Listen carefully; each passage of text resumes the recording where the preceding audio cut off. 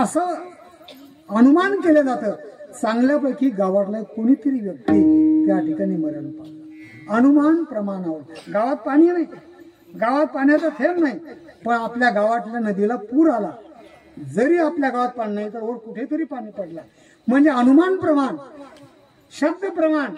मुलगा झाला, होऊन आला, पाला नाही नुसतं पाल आला, शब्द प्रमाण। म्हणजे काही गोष्टी अनुमान प्रमाणाने, काही अर्थी अर्थापत्ती प्रमाण, ज्या अर्थी असं आहे त्या अर्थी तसं असलं पाहिजे, अर्थापत्ती प्रमाण। आंधळा दोन्ही डोळ्याने माणूस रस्त्यानं चालला, नातू हात धरून, रस्त्यामध्ये एक वेल होता, त्याला भरगच्च वाळक लागलेले होते। नातू म्हणला, बाबा खूप वेल आहे आणि त्या वेळाला भरगच्च वाळक आहे, देऊ का पिशवी भरून?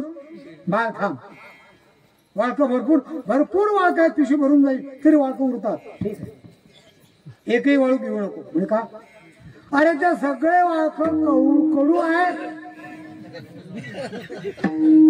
म्हणे बाबा हे कसं का सांगतो तुम्हाला, तुम्ही दोन्ही डोळे आंधळे, तुम्ही या रस्त्याने कधी आले नाही आणि तुम्ही खाऊ नाही पाहिलं नाही वाळू कडू, मग तुम्ही कडू कशा म्हणता? अरे सोपं गणित आहे, ज्या अर्थी वेल रस्त्यावर आहे त्या अर्थी वाळक कडू असले पाहिजे।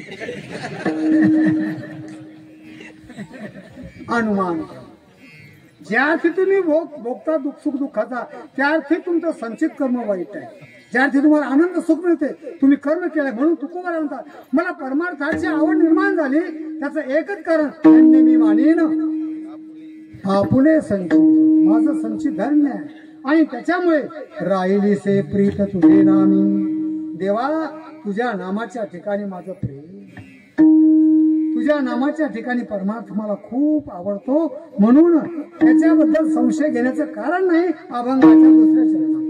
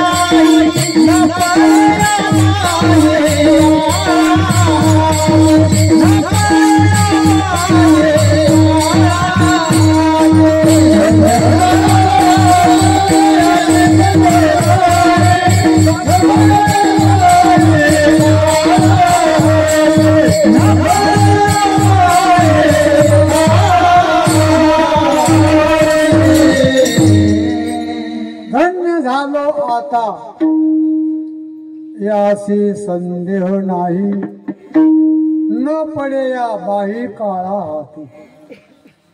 मी धन्य झालो, माझं जीवन धन्य झालं, कारण आता मला काळाची भीती उरली नाही। न पडे या बाई काळा हाती, आम्ही काळाच्या तावडीत सापडत नाही। या जगाच्या पाठीवर आतापर्यंत जो जन्माला आला त्याला काळ गिळंकृत करणार आहे. जातस्य ध्रुव मृत्यूर ध्रुवम जन्म मृतस्य च अस्माद परिहार्यर्थे न त्वं शोचु तुमर्स. उपजेते नासे नासिले ते पुनरपि दिसे हे घटिका यंत्र दैसे परिभ्रमेगा. जो जन्माला येतो तो मृत्युमुखी पडणारच, शंका घेण्याचं कारण नाही. पण आम्ही धन्य झालो याच्याबद्दल संदेह नाही.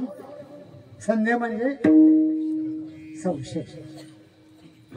संशय सगळे माणसं संशयात आहेत. आपण परमार्थ करतो पण आपला उद्धार होईल किंवा नाही. संत लोक कीर्तनातून सांगतात, संत महात्मे कीर्तनकार भगवंताचं नामस्मरण करा, पुण्याची गणना कोण करी, पण पुण्य होतं किंवा नाही, आपला उद्धार होतो किंवा नाही. म्हणजे माणसाला परमार्थामध्ये सुद्धा करताना शंका निर्माण.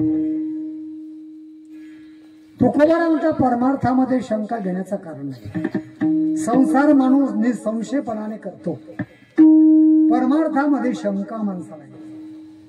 शंकेहुनी थोर आणि पाप नाही. शंकेपेक्षा पाप जगात दुसरं कोणतंच नाही. शंका ही माणसाला फार बाधक आहे. म्हणून परमार्थामध्ये शंका घ्यायचं काम नाही. निश्चित उद्धार होईल. तुकोबारा म्हणतात, माझं प्रेम परमेश्वराच्या भक्तीबद्दल आहे. देवा, तुझ्या नामावर माझं प्रेम आहे. तुझं नाम मला अत्यंत आवडपूर्ण आहे, जिव्हाळापूर्ण आहे. म्हणून माझा उद्धार होऊ शकतो. मला काळाची भीती नाही. विठ्ठला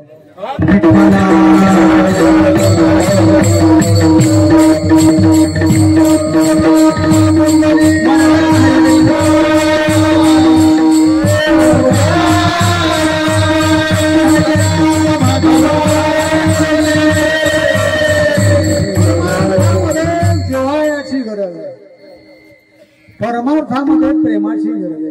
प्रेमाविन भजन नाकाविन अर्थाविन पोथी वाचुनी काय अर्थाविन पोथी. म्हणून प्रेमाविन भजन. प्रेम नसेल, प्रेमाशिवाय भजनात अर्थ नाही. प्रेम नाही त्या परमार्थाला उपयोग नाही. म्हणून परमार्थामध्ये प्रेम, भगवंताच्या नामा किती प्रेम, किती आवड परमार्थाबद्दल. बाई म्हणायला लागली, तुम्ही त्यांच्या कीर्तनाला जाता, त्यांच्या परमार्थावरून समजू नका. ती कीर्तनाला रोज जातात पण नवीन शास्त्राचा जोड घेऊन येतात. परमार्थात प्रेमाची गरज आहे. देखो एकी प्रेम नको, जाणे भक्तीचा आणि तोची दैवाचा पुतळा. म्हणून तो खरा भाग्यवान आहे. कोण भाग्यवान? भाग्यवंत म्हणून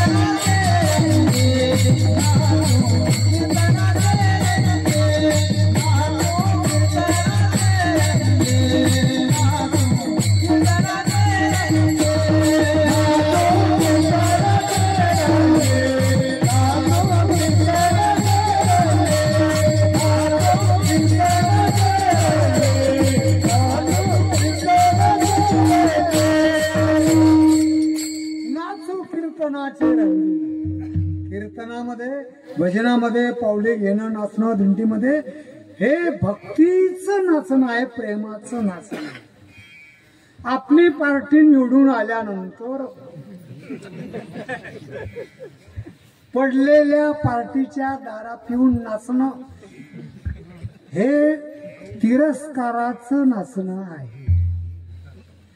नवरदेवाच्या त्या ठिकाणी पुढे डीजे ऐकून नाचणं जे आहे ते नाचणं मस्तीचं नाचणं आहे. म्हणजे लगन येड्याचं नाचणं, येड्याचं नाचतो, लगन दुसऱ्याचं असतं, हा येडा पिऊन नाचतो. एकंदरीत हे नाचणं मस्तीचं. पण भक्तीचं नाचणं कीर्तनात, भक्तीचं नाचणं कथा कीर्तनात, दिंडीत तांदुबंगाच्या अंदाज. म्हणून तुकोबारा म्हणता धन्य जगी तोची. तो नाचतो तो भाग्यवान आहे. म्हणून भाग्यवंत मनोदया शरण गेले पंढरी राया. म्हणून धन्य झालो आता यासी संदेह नाही. संदेह नाही म्हणजे संशय नाही. न पडे या बाई काळा हाती. आम्हाला आता मरणाची भीती राहिलेली नाही. केवढाही हिंद केसरी पैलवान असला तरी त्याला मृत्यूची भीती आहे. मरणाची भीती प्रत्येकाला आहे. 9 मर गए, 10 मर गए, मरे 788. 33 कोटी देवता मर गए, पडे काल की फासी. सगळे हे थबुरो नाही, हे थबुरो नाही.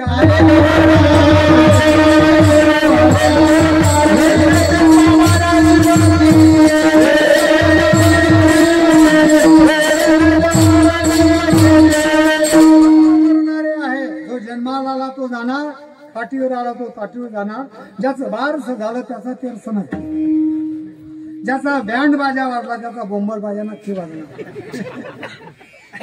जगाच्या पाठीवर कोणीच राहू शकत नाही. राजे महाराजे चक्रवर्ती सम्राट सार्वभौम मांडली सगळे राजे. 4 राजे अजून जिवंत राहिले. लाल बदाम चिलावर, चौखट, काही बदाम. बाकी राजे गेले, कोणीच नाही राहू शकत. पण तुकोबारा म्हणता आम्हाला भीती काळाची मुळीच नाही. का?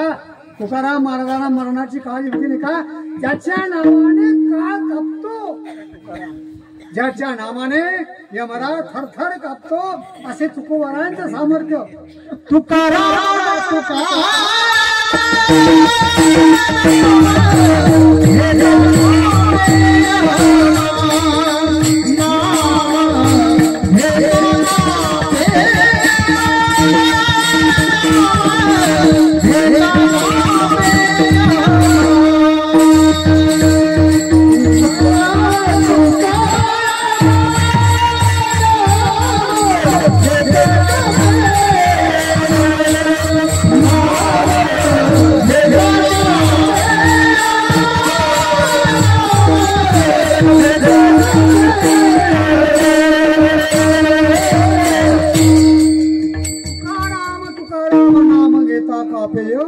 काय ज्या तुकोबांचं नाव घेतल्यानंतर थर्र कापतो.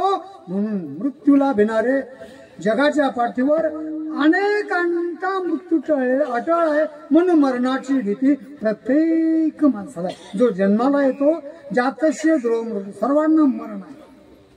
मृदंग विकत पण गटा फुकट, शर्ट विकत बटन फुकट, मोबाईल विकत चार्जर फुकट. जन्म मरणाच्या पाठी, मरण फुकट. जन्म घेतल्यानंतर मरण या म्हणणारच प्रत्येकाला यावंच जावंच लागतं. आल्यानंतर कोणीच राहू शकत नाही. येथ उरो नाही आले अवतार.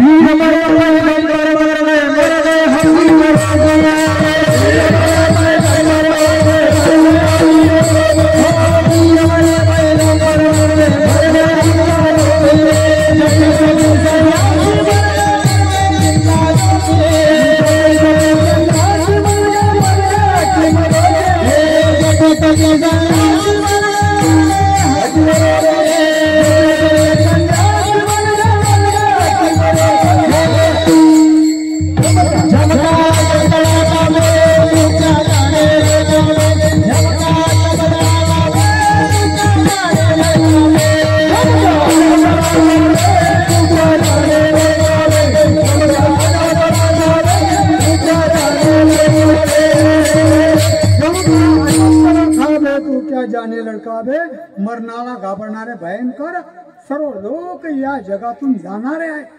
काळ प्रत्येकांना गिळंकृत करणार आहे, पण आम्हाला मरणाची भीती नाही. काळ आम्हाला घाबरू शकतो एवढी ताकद आमच्यात आहे. न पडे बाई काळा हाती म्हणून आम्ही विठोबा रखो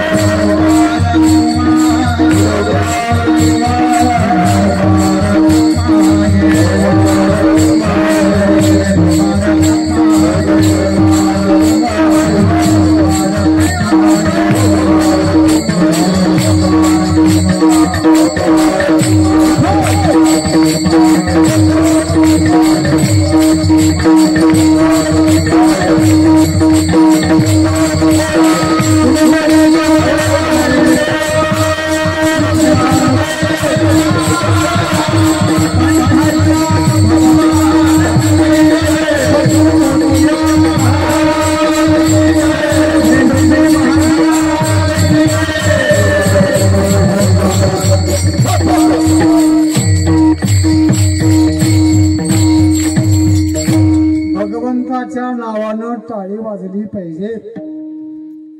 टाळी वाजवल्यानंतर माणसाचं बीपीचं प्रमाणही कमी होऊ शकते आधुनिक दृष्ट्या.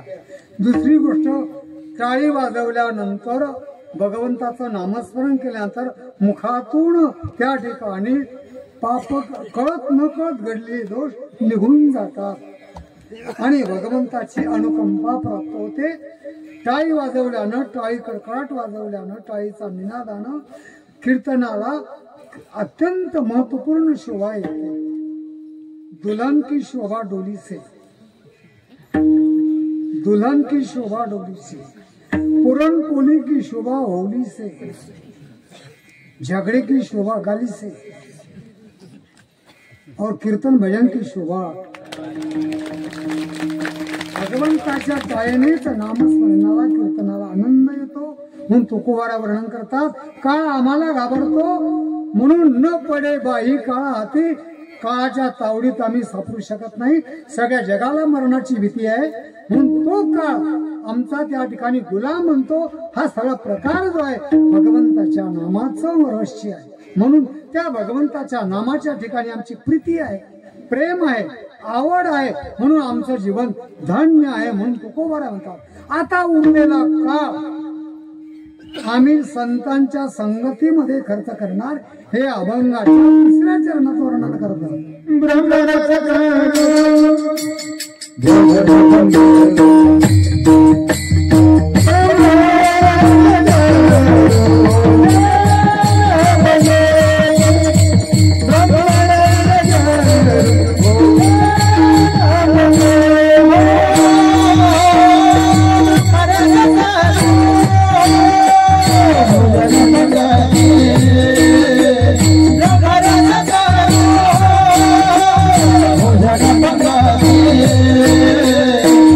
Oh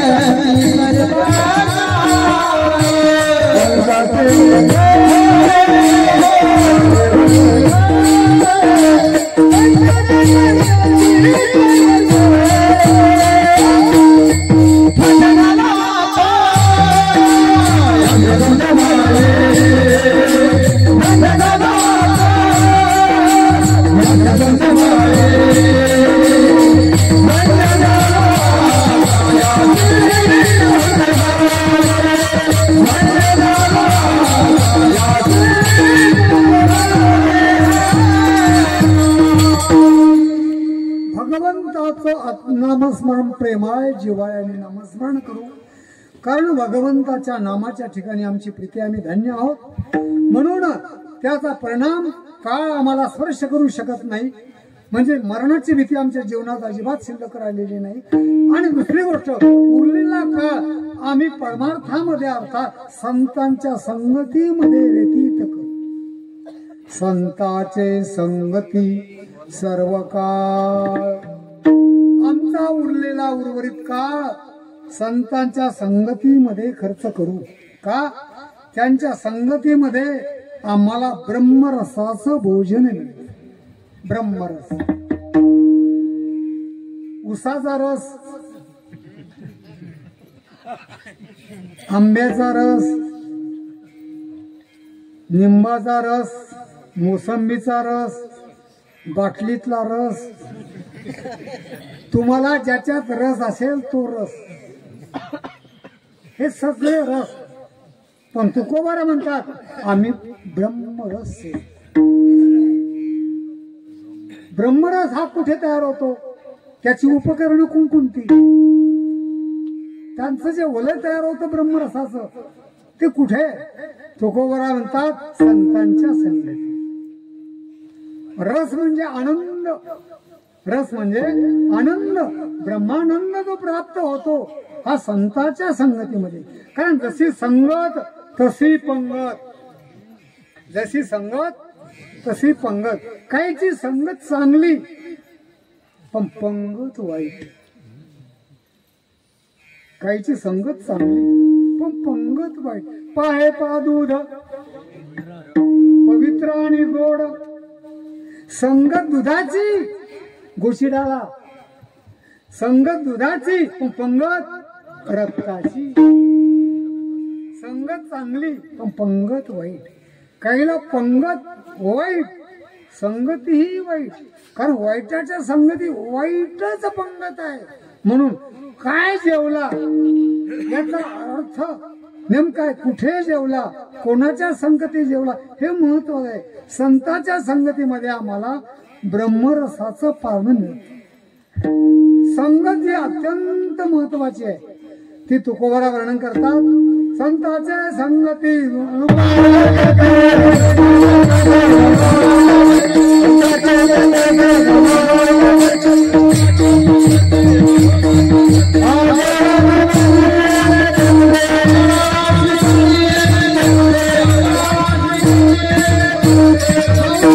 हरिपाठामध्ये वर्णन केलं. ज्या संतांच्या संगतीमध्ये भगवंताची प्राप्ती होते, धरावे संतांचे ते पाय. हरिप्राप्तीची उपाय धरावे संतांचे पाय. संता विना भगवंताची प्राप्ती होत नाही. म्हणून आम्ही संत संग करू, साधूच्या संगतीमध्ये जीवन व्यतीत करू. म्हणून तो ब्रह्मरस साधूच्या संगतीमध्ये. कारण मनुष्य जन्माला एकटा येतो, जातानाही एकटा जातो, पण जीवन जगताना तो एकटा जीवन जगत नाही. चूल पेटवताना एकट्या लाकडानं चूल पेटत नाही. तसा प्रत्येक माणूस जीवन जगताना तो कोणाच्या तरी संगतीत राहतो.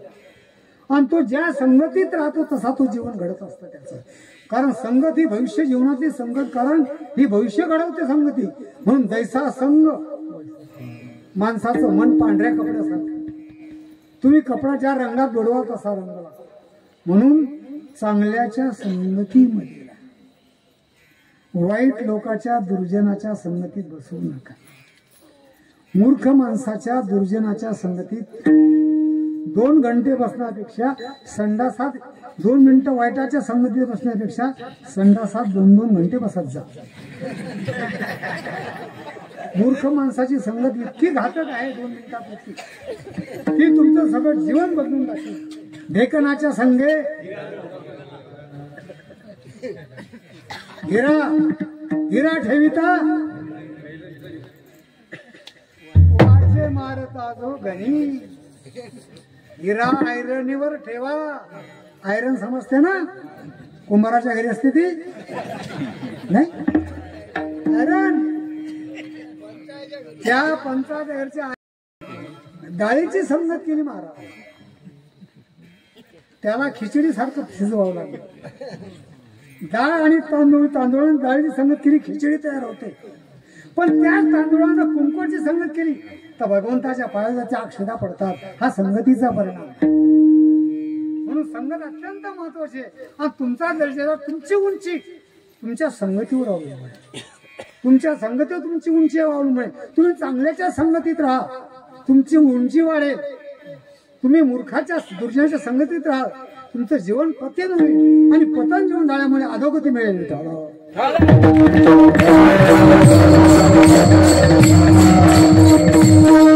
तोरडी 2000ची जरी असली, पायातली तोरडी समजली, तोरडी किंवा पैजण किती रुपयाचं महाग असलं, 2000चं जरी असलं तरी तिची जागा. टिकली 2 रुपयाची जरी असली तरी तिची जागा. तुम्ही मोठे व्हायचं असेल, मोठ्याच्या संगतीत राहा. कारण पतंग व्हायचं असेल तर दुर्जनाच्या संगतीत राहा. तुकोबारा म्हणतात, आम्ही संतांच्या संगतीमध्ये ब्रह्मरसाचं सेवन करणार. तो ब्रह्मरस आनंद कथा कीर्तनात. सप्ताहामध्ये ग्रंथरा ज्ञानेश्वरी पारायणामध्ये ज्ञानेश्वरी पारायण करा. पारायण करता करता मनुष्य नारायण रूप होतो. एवढी ताकद ज्ञानेश्वरी ग्रंथामध्ये आहे. कारण कृपा करी हरी. म्हणून तुकोबारा म्हणतात, आम्ही संतांच्या संगतीमध्ये पारण करणार ब्रह्मरसाचा. तो ब्रह्मरस कुठे तयार होतो? त्याची उपकरणं लावणी, टाळ घोष आणि सेव ब्रह्मरस.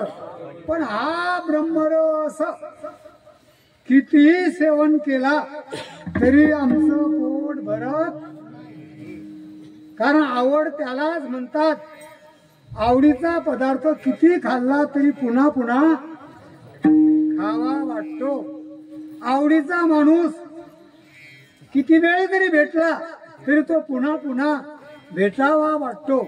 म्हणून खादलीची खावे वाटे, भेटले भेटी. म्हणून हा ब्रह्मरस, हा आनंद किती भोगला तरी हा विटत नाही. म्हणून हा ब्रह्मरस संतांच्या संगतीमध्ये मिळतो. म्हणून किती खाल्ला, सेवन केला तरी पोट भरत नाही. असा ब्रह्मानंद आपण साखत आहात. या आनंदाची तुलना कुठेच होत नाही. हे अभंगाचे 4थ्या शेवटच्या